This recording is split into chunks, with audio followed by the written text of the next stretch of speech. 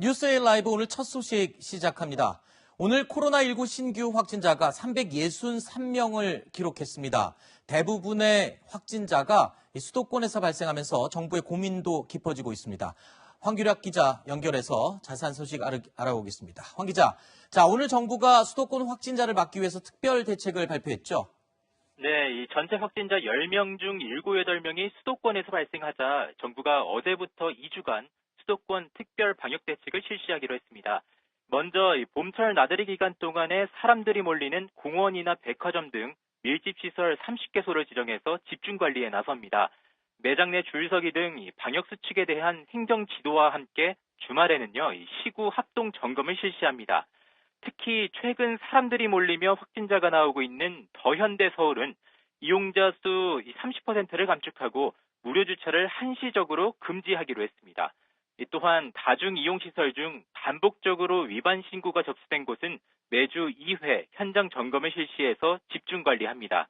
이 방역의 사각지대로 여겨져 온 외국인 근로자에 대해서도 방역 조치를 강화하는데요. 이 외국인 근로자들도 앞으로 일을 하려면 코로나19 검사를 받아야 하고 만약 검사를 받지 않으면 과태료 등의 행정 처분을 받게 됩니다.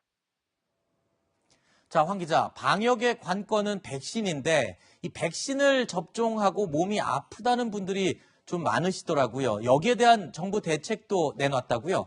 네, 그렇습니다. 여기에 대해 정세균 국무총리가 백신 휴가를 제도화할 필요가 있다고 오늘 오전 중대본 회의에서 언급했습니다. 백신 접종 이후 열이나 통증을 호소하는 사람들이 늘어나자 접종 후 일정 기간을 쉴 수 있게끔 제도화하자는 건데요. 이를 통해 접종률을 높이고 국민 불안을 해소하기 위해서입니다. 또 정부는 2분기 접종 계획도 발표했는데요. 4월 첫 주 75세 이상 고령층을 시작으로 일반인 접종이 시작됩니다. 75세 이상 어르신들은 화이자 백신을 맞게 되고요. 65세 이상부터 74세 어르신들은 6월 중 아스트라제네카 백신을 접종하게 됩니다. 이 밖에도 보건교사나 특수교육 인력과 함께 경찰, 소방, 군인 인력과 항공사 승무원 등의 접종도 2분기에 이뤄질 계획이어서 상반기 중 1,200만 명이 1차 접종을 받게 됩니다. 네, 지금까지 경제정책 산업부에서 전해드렸습니다.